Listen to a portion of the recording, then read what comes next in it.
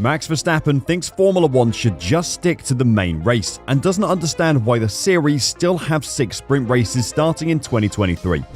Do you agree with Verstappen, or are sprint races essential for Formula 1 in the future? Let us know your thoughts about the sprint races in the comments below. It's changing the format for this year. Formula 1 introduced its sprint race model at 3 races in 2021. This year, the format includes the return of giving the pole position to the driver, who finished first in qualifying on Friday. The final starting grid for Sunday's race is then determined by the sprint race results. This weekend, F1 will stage its final sprint of the 2022 season in Brazil, before expanding to 6 events, which have not yet been confirmed. Verstappen, the 2-time world champion, said he prefers the traditional weekend schedule, and that drivers tend to be cautious since there is a chance they may wreck their cars or fall to the back of the pack in the Saturday sprint races. Every time I do these sprint races, it's about don't get damaged, make sure you stay in the top 3, said Verstappen. For me, that's not really a race, because you go into the main race and you know there are way more points available anyway. You just risk a bit more there. You do another start, which is exciting, but it's only really people who are out of position that move forwards, because you only put on a tyre that lasts the whole stint and not much happens. Verstappen said Formula 1 should just stick to the main race, rather than adding an additional sprint to the weekend schedule. I don't understand what the problem is for that, because we've had so many exciting races, so you don't need to add 1/3 of a race distance, Verstappen said. Everyone is so careful anyway, because if you're fighting for 3rd and you have a little touch and you drop to last, you know your Sunday is going to be tough. Probably you won't risk it, so that's not really a race. The expansion of the sprint race format in 2023 has the backing of F1 teams and was approved by the FIA at the most recent World Motorsport Council meeting. Before the Grand Prix on Sunday, sprints were held this year in Imola and the Red Bull Ring, providing varied amounts of on-track excitement. In the sprint race at Interlagos last year, Lewis Hamilton made a strong move from the last spot on the grid to finish 4th, before going on to win the Grand Prix on Sunday. The Mercedes driver felt F1 had to be very selective where it held sprint races, favouring tracks where overtaking was easier, but he had liked the format because it was different. "We've had the same Thursday to Sunday for God knows how long," said Hamilton. "It was supposed to be a 3-day weekend this year, and then they changed it back to 4-day, which I wasn't too happy about. The races are not always the greatest. It does create a few more options, but sometimes there's no overtaking. So we should hopefully learn from the races where there's been no overtaking in the sprint races. Putting them in places like Brazil that creates a lot of opportunity, or somewhere like Baku, is going to be the best place for overtaking. I'm not against it, as long as they're selected of where they put it."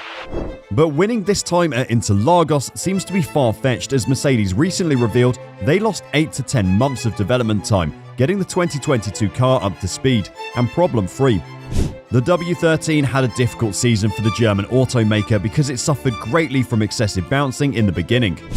Mercedes took several months to fully grasp the situation and make the necessary car modifications that have allowed Lewis Hamilton and George Russell to advance during the second half of the season. While it was able to control the porpoising, the fact that its car still lacked some acceleration hurt its prospects of defeating Red Bull for the race win. The team suffered from not being able to work on performance increases until it had resolved its problem, which caused it to lag behind the leaders. Toto Wolff, the team boss for Mercedes, believes that his team is still playing catch-up right now, making it difficult for them to get back in the race for triumphs when the 2023 season gets underway. "We believe that we understand where the gap comes from," he said when asked if he felt that Red Bull's early advantage with F1's new 2022 rules would put it in good stead for years to come. "They will carry over some of their sweetness in the car, and we've maybe lost 8 to 10 months in terms of development because we couldn't figure out what was wrong, so there's definitely a challenge. But we're playing that our drivers have typically gone well at, and it is a sprint race where we can pick up more points. And when you have a car within a few tenths of your competition, you can make things happen." Will Mercedes be able to challenge the front runners again? Who knows? One thing is strange, and that is that Mercedes are contradicting themselves a little bit. As chief strategist James Vowles said before that Mercedes won't be able to challenge the frontrunners Red Bull and Ferrari in Brazil. As James Vowles could be heard saying the following on their own race debrief: "It's really hard to tell before we go to an event, but I don't think we'll quite enjoy the same level of competitiveness. It won't be much different, but it might be a little step backwards, and I certainly expect Ferrari to be closer than they were in Mexico."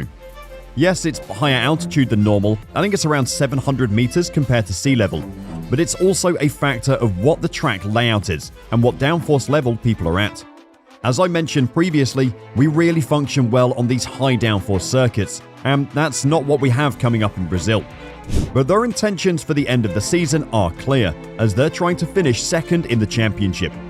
It's very clear what our internal goal is, he said. We are here to finish second in the championship, and every single race that we can start pulling that points gap down is a success. In Mexico, we took just 13 points out of them, so there's still 40 left to go with 2 races. Fortunately, one of those is a sprint race. I think we have a package now, unlike the beginning of the season or the mid-season, that can really bring the fight to them. But 40 points is a tremendous ask. It will need us really having everything perfect, everything right, and Ferrari perhaps to give us opportunities to open the door for us to pick up second. What I can tell you is that we're not giving up until the checkered flag in Abu Dhabi. Will the Mercedes drivers be able to produce a good result in Brazil? One thing is certain, and that is that the sprint race will help Mercedes to move up the grid on Saturday.